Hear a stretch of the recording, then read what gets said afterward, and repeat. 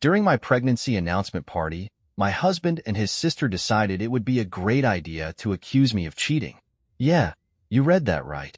What's worse? It turned out to be their version of a prank. The last few days have been a whirlwind, and I honestly do not know where to start or how to even process this. Maybe you guys can help me make sense of it. For some background, I am 29, married to my husband Adam, who is 34. We have been together for 8 years and share a 6-year-old son. Both of us work, but Adam has always taken the lead when it comes to managing our finances. I trusted him completely on that front. He always seemed to have a good grasp on money matters, while I focused more on building my career and taking care of our family. Things were fine. At least I thought so. Until his sister Rachel moved in with us recently. According to her, she had gone through a nasty breakup with her boyfriend, Mark. Rachel was devastated, and I really wanted to help her through it. I never questioned her side of the story because, frankly, I was more focused on making her feel welcome in our home. I wanted her to feel like she had a safe place to recover and heal. Then came the pregnancy announcement party. I had worked so hard to make sure everything was perfect, every detail, from the decorations to the food. It was supposed to be one of the happiest days of our lives, a moment I could treasure forever. Family and close friends had gathered. The house was full of laughter, and the atmosphere was warm and joyful. I was so excited to share our news. But as I stood there, ready to make the big announcement, I caught Adam and Rachel exchanging this weird look. At the time, I brushed it off, thinking they were just excited, or maybe a little nervous about how everyone would react to the news. But what happened next hit me like a freight train. Just as I opened my mouth to announce our new baby, everything changed. The room fell silent as Adam and Rachel stepped forward, their expressions suddenly serious. Then, without any warning, they started asking me how I could do this to them. At first, I laughed, thinking this was some kind of elaborate joke. But the longer it went on, the more I realized they were not kidding. Adam and Rachel stood there in front of all our friends and family and accused me of cheating. Cheating. I felt like the floor had just been ripped out from under me. They claimed they had proof, something undeniable, that I had betrayed Adam and our family. As they laid out their evidence, my heart pounded in my chest. I could barely process what was happening. The accusations hit me like a sledgehammer. Standing there, surrounded by friends and family, it felt like I had been thrown into a nightmare I could not wake up from. The words coming out of Adam and Rachel's mouths were nonsensical, scattered, and completely devoid of any explanation. I stood frozen, lost, trying to make sense of the chaos. The energy in the room shifted in an instant. Moments earlier, the house was alive with laughter and excitement, but now the guests stood in stunned silence, their expressions morphing from joy to confusion and disbelief. I could feel their eyes on me, some judging, some questioning, all of them searching for answers I did not have. Adam and Rachel were so sure of themselves, so deliberate in their delivery. They sounded confident, convincing even, and I could see doubt creeping into the faces of the people around me. It was as though my silence, my shock, was being taken as confirmation of guilt. I kept staring at them, desperately searching their faces for any sign that this was some horrible mistake or a cruel joke that had gone too far. But there was nothing. No hesitation. No remorse. Just cold, calculated accusations. The way they spoke, the precision, the rehearsed cadence. It was as if they had planned every second of this. How could they do this? How could they accuse me of something so vile without offering a shred of proof? My head spun with questions, but every time I tried to speak or defend myself, they doubled down, treating my confusion and pain like it was evidence of my supposed guilt. The humiliation was unbearable. The two people I trusted most, my husband and his sister, had turned on me in the most public and devastating way possible. Adam's shouting reached a fever pitch before he finally stormed out of the room, leaving behind a thick, uncomfortable silence. I just stood there, heart racing, my breath shallow and shaky as I tried to comprehend what had just unfolded. Around me, the guests murmured, clearly uncomfortable and unsure of what to do. It must have been so awkward for them, caught in the middle of something so deeply personal yet horrifyingly public. Slowly, one by one, they began to leave. They offered me awkward glances, mumbled half-hearted goodbyes, and shuffled toward the door, clearly unsure of what to believe. I could not blame them. What could I even say? I did not have the strength to explain, let alone defend myself. I wanted to grab Rachel, demand an explanation, make her tell me what this was all about. But before I could even gather my thoughts, she slipped out of the house with her mom trailing close behind her. Neither of them so much as looked at me. And then it hit me. I was completely alone.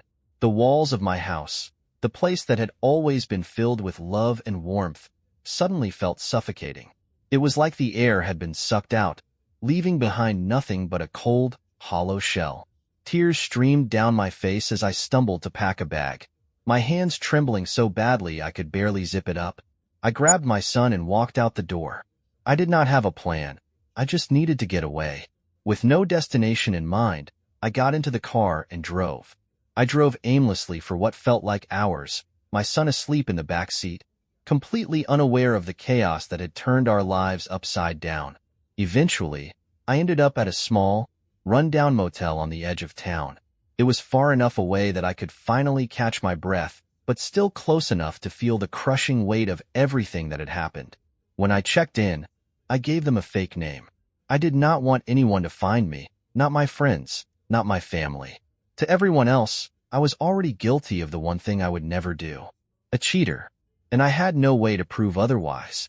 Sitting in that dingy room, with the sound of my son's soft breathing in the background, my mind kept replaying the events of the night. Over and over, I tried to piece it all together, but nothing made sense.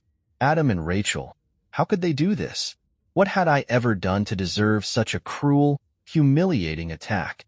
The next day, I was still in a daze, trying to pull myself together for my son's sake, when there was a knock at the door. My heart sank. When I opened it, there they were, Adam and Rachel. Somehow, they had tracked me down. My dad was the only one who knew where I was, so it had to have been him. I barely had time to process the shock before they started talking. Adam launched into some rambling explanation about how the whole thing had been a prank. A prank. He claimed they had not meant for it to go so far, that they thought it would be funny or some twisted way of proving my loyalty to him. As I stood there, dumbfounded, Rachel chimed in, nodding along and repeating how sorry she was. But the more they talked, the more absurd and infuriating their excuses became. A prank? They had torn me apart in front of everyone we knew. They had made me feel humiliated, isolated, and betrayed. All for what? A joke? As they continued to beg for forgiveness, something started to click in my mind. Their desperation. It felt like it was about more than the so-called prank. It was like they were scared of something else entirely. And then I realized. It was because of what I had started to uncover after the party. Lately, I had been checking into our finances. With another baby on the way, I wanted to make sure we were prepared for the changes ahead. But what I found had sent alarm bells ringing. There was a massive hole in our savings, thousands of dollars gone with no explanation. And it was not just that. Our credit card balance, which we always paid off in full every month, had suddenly skyrocketed. Late fees were piling up. It was completely out of character for us. I had confronted Adam about it, asking to see the credit card statements so I could figure out where the money was going. But instead of explaining, he got defensive. He flipped the conversation, accusing me of not trusting him, making it seem like my concern was an attack on his character. Now, as they stood in front of me, begging for forgiveness, I could see the fear in their eyes. This was not just about their ridiculous prank.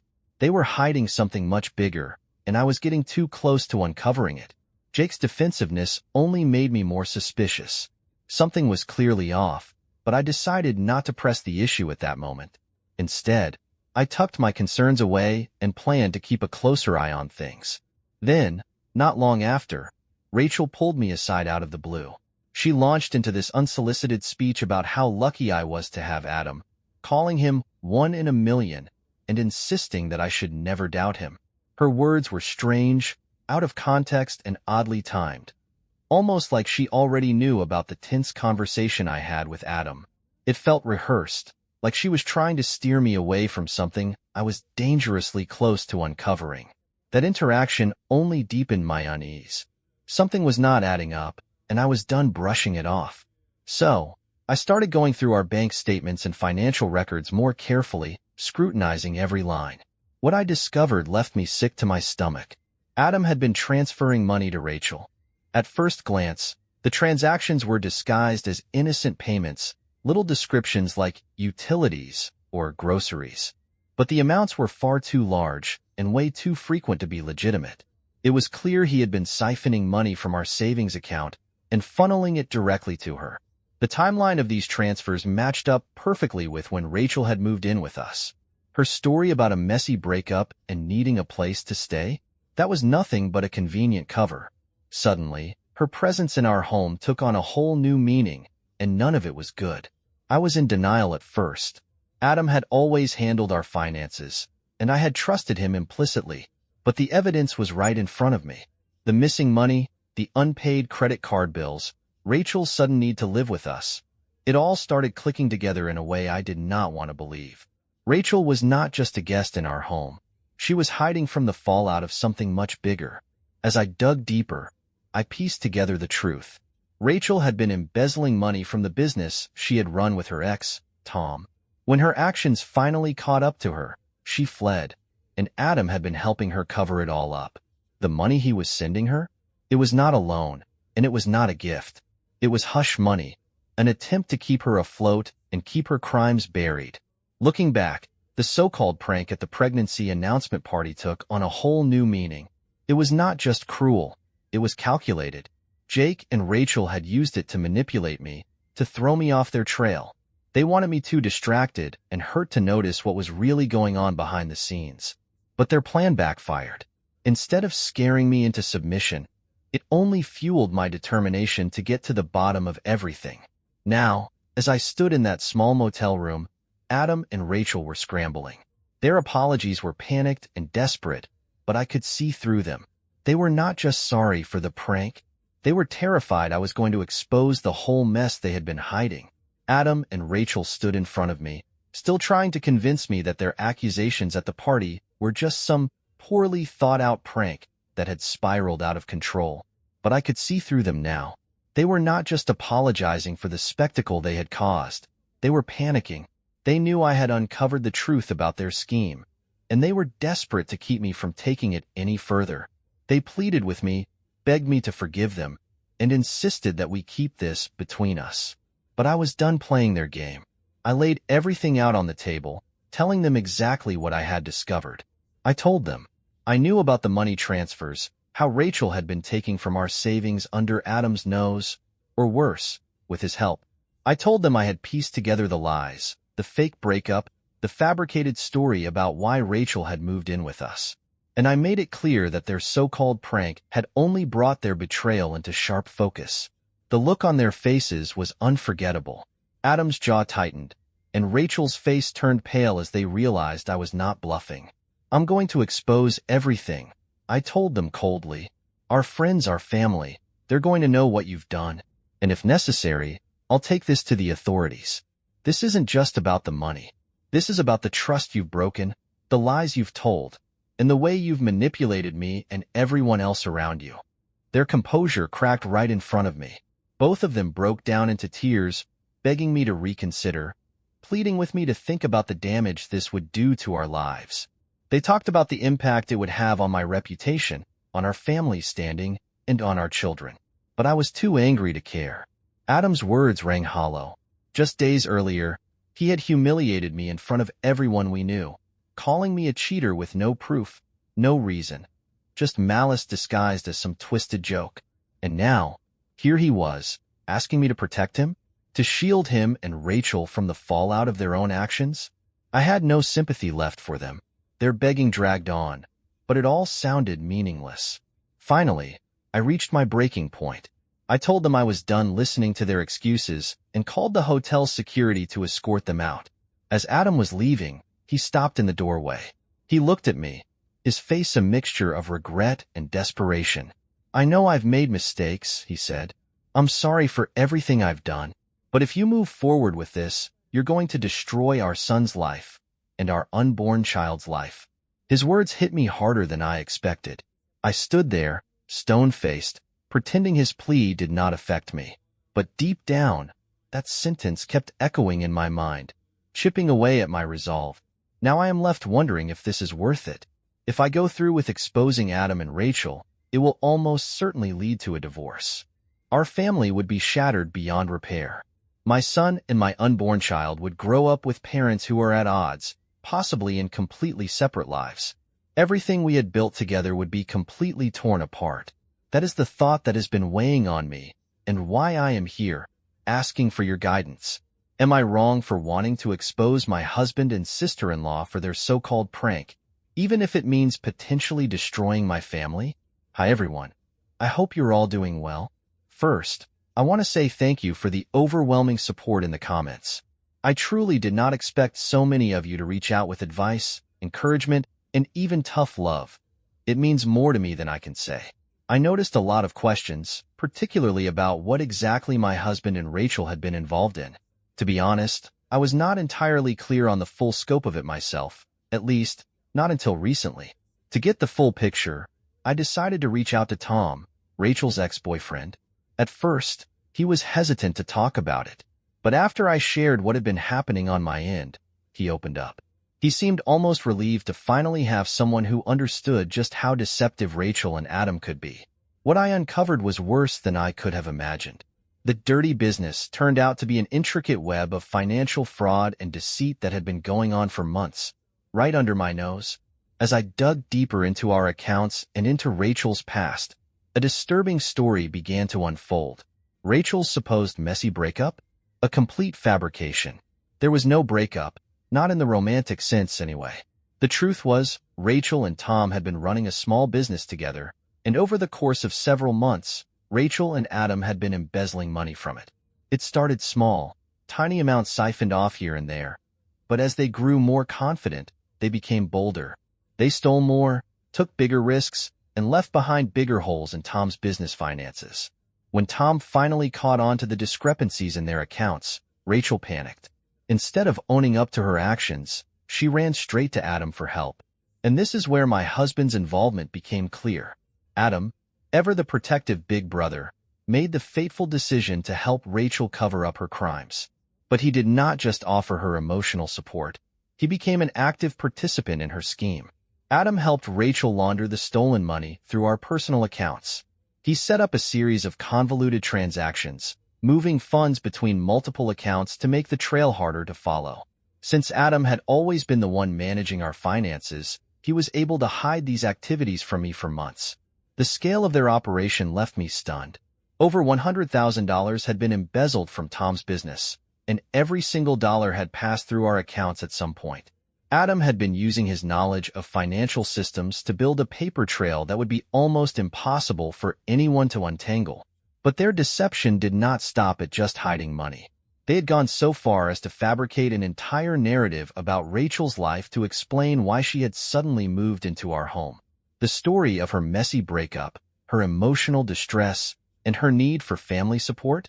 All lies. It was a carefully crafted cover designed to keep anyone from digging too deeply into the real reason Rachel had abandoned her old life. As I pieced together the timeline, it became painfully clear that their scheme had started to unravel in the weeks leading up to my pregnancy announcement. My sudden interest in our finances, spurred by the need to plan for the baby, had made Adam nervous. And Rachel was feeling the heat too. Tom had started to make serious threats about involving the authorities if she did not return the money she had stolen. Their so-called prank at my pregnancy announcement party? That was not just some mean-spirited joke. It was a last-ditch effort to distract me, to throw me off the scent. They thought that by humiliating me and putting me on the defensive, they could buy themselves more time to cover their tracks. It was a cruel, calculated move. They had taken what should have been one of the happiest days of my life and turned it into a smokescreen for their crimes. The more I uncovered, the more I realized just how deep their deception ran. Adam and Rachel had lied to me, to our families, and to Tom. They had taken advantage of my trust, used our home as a base for their illegal activities, and put our future, and the future of our unborn child, in jeopardy. This was not just a case of bad judgment or a momentary lapse in ethics. This was a meticulously planned campaign of fraud and manipulation that had been unfolding for nearly a year. The two people I trusted most in the world were living double lives. On the surface, they appeared to be the supportive husband and the grieving sister-in-law, but behind closed doors, they were criminals, exploiting everyone around them to keep their scheme afloat. After a lot of thinking and rereading the advice you all shared with me, I came to an important realization. What Adam and Rachel did to me at my pregnancy announcement party was not just a betrayal of trust. It was the final straw. What Adam and Rachel did at my pregnancy announcement party was unforgivable. They betrayed my trust, used our finances to cover up their crimes, and then humiliated me in front of our closest family and friends. To let them off without any consequences would send a message that they could keep doing whatever they wanted without accountability. So, I made up my mind. I decided to tell the truth. Both Adam and Rachel, as well as the rest of our family, needed to know the full extent of what had happened. They needed to understand the depth of the betrayal and how deeply it had impacted me. It was going to be a difficult conversation, no doubt about it, but it was a conversation I could no longer avoid. I resolved to lay it all out, and I promised to update you once it was done. Hello everyone, and thank you for your patience and support. I finally did what I said I would do.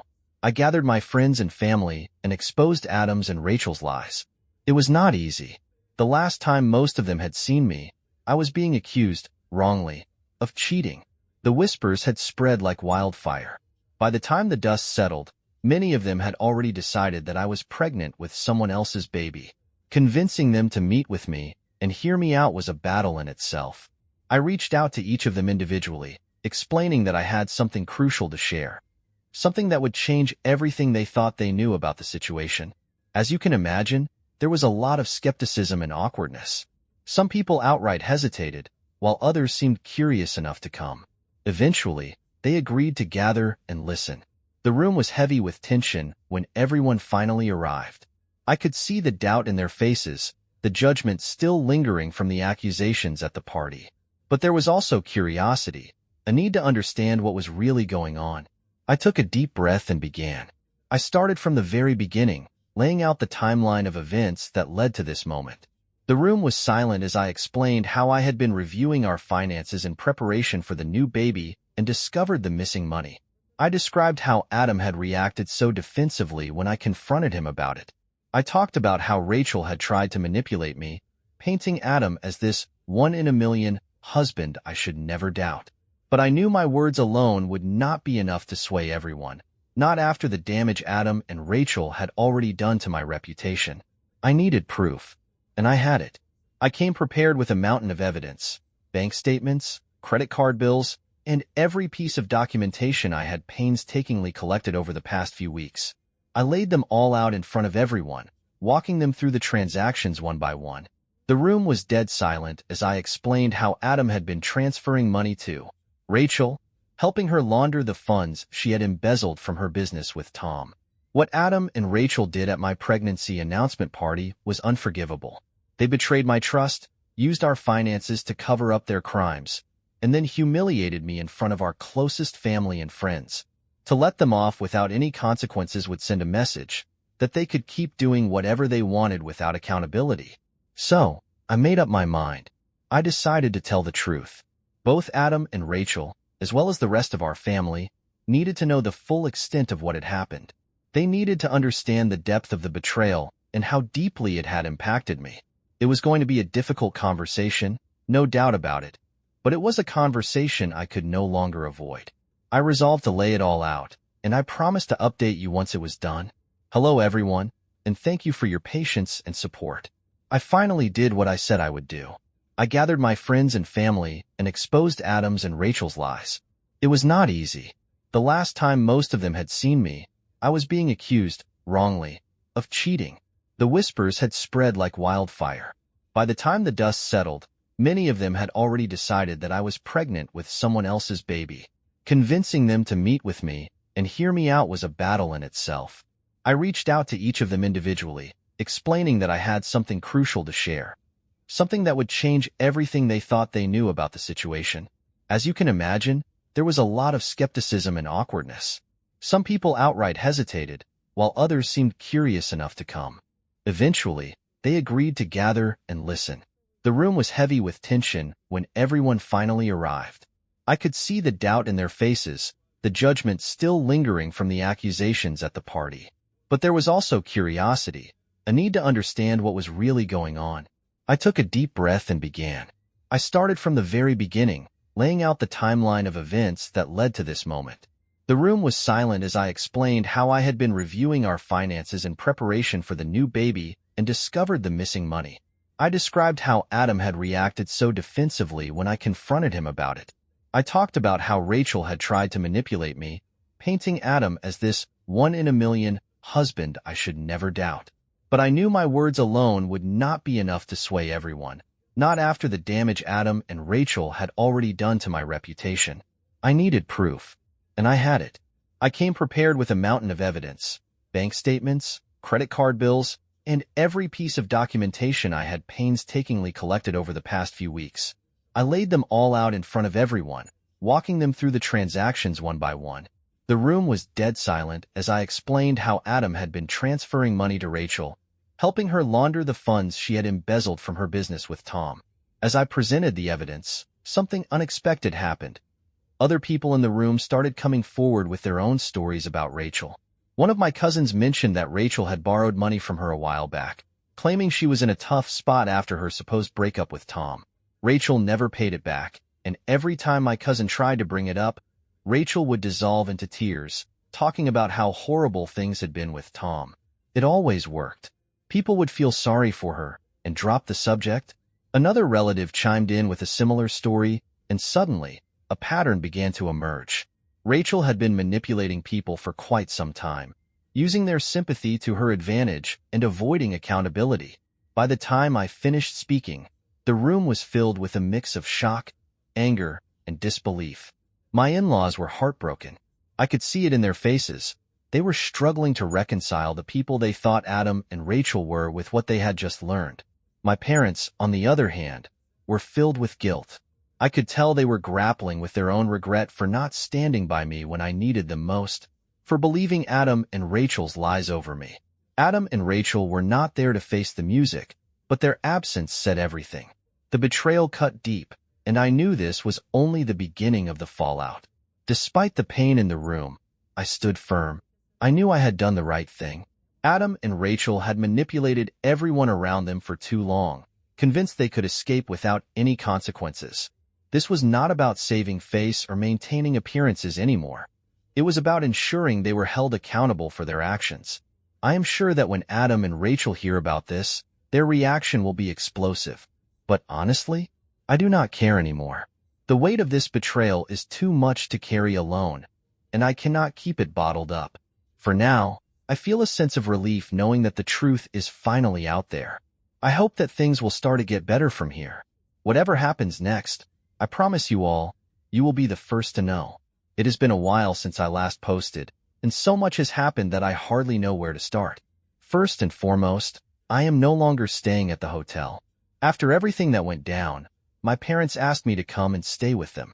They insisted it was because they wanted to help take care of my son and the baby on the way, but I know part of their motivation was guilt.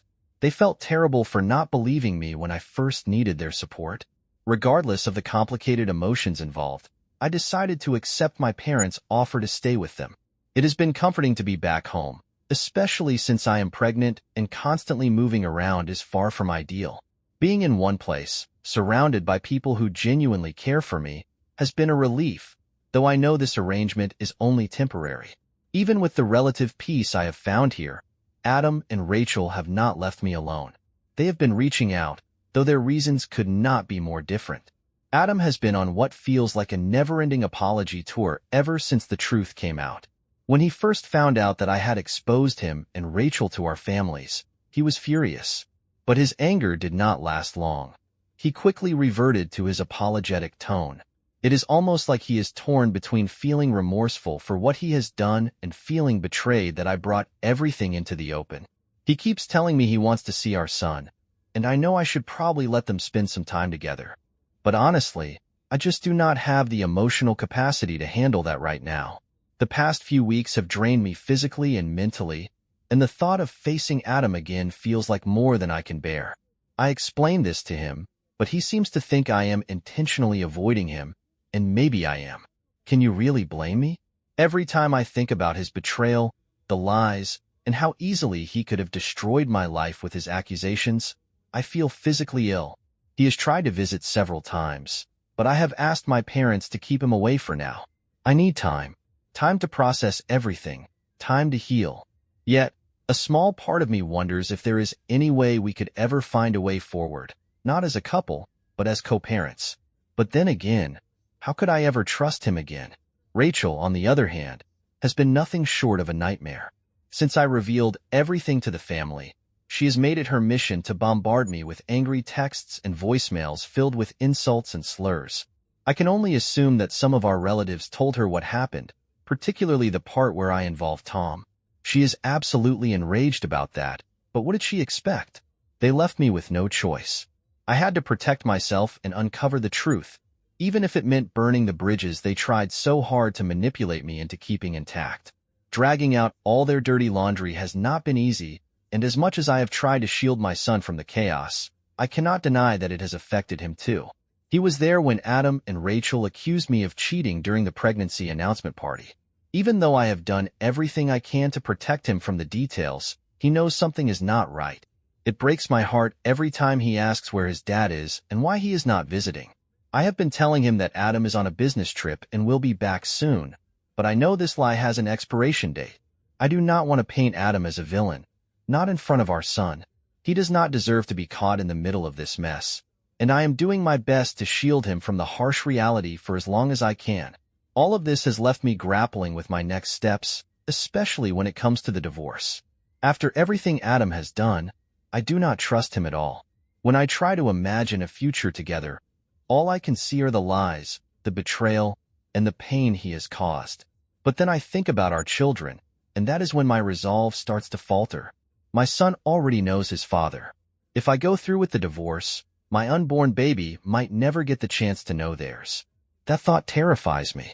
I am stuck between wanting to break free from this toxic situation and the fear of what that decision could mean for my children's future. The idea of being a single mom is daunting, especially with a new baby on the way. I do not want to be tethered to Adam for the rest of my life, but I also fear making a choice that could hurt my kids. Divorce seems like the logical step, but the thought of actually going through with it fills me with dread. What if it is the wrong choice? What if my kids suffer because of it? At the end of the day, I know I need to focus on what is best for my children and myself. Adam's betrayal is not something I can simply forgive and forget, and Rachel's continued harassment only strengthens my determination to move forward. But making the final decision still feels overwhelming. For now, I am taking it day by day. I am trying to focus on the small positives, being back home with my parents, having their support, and knowing that I am doing everything I can to protect my son and my unborn baby. Thank you all for your advice and support. It means more to me than you know. This community has been a lifeline for me during one of the hardest times of my life. I am still trying to figure out the best path forward, but knowing I have a group of people who understand and care has meant the world to me. I will keep you updated as things progress. Until then, I am taking it one step at a time, hoping I find the strength to make the right decisions for my family. See you soon, Reddit. Hi, everyone. This might be my last update, and I will keep it short and to the point. After reading your comments and reflecting on everything, I have made my decision. I am moving forward with the divorce. A few days ago, I invited Adam over to see our son. It was the first time we had been in the same room since everything fell apart, and I knew it was the right moment to break the news.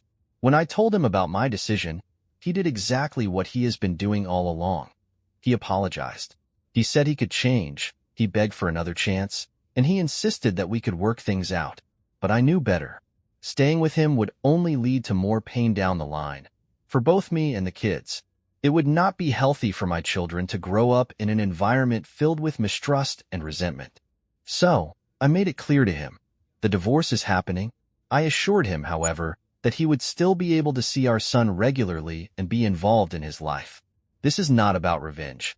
It is about moving forward in a way that protects my peace and the well-being of my children. As for Rachel, I sent a message through mutual relatives making it crystal clear. If she continues to harass me, this will escalate into a legal matter. I reminded her that, Given everything that has already come to light, this would not end well for her. Ever since then, the messages have stopped. For the first time in what feels like forever, I finally have some peace. Now, I feel like I can finally breathe. There is a sense of closure, even if I know this is not truly the end. There is still a long road ahead, but at least the path forward feels a little clearer now. I am choosing to focus on myself, my son, and the baby on the way. That is what truly matters. Thank you all for your support and advice. It has been invaluable in helping me navigate this difficult time. I am ready to begin this new chapter, and I hope it leads to a brighter, better future for me and my children.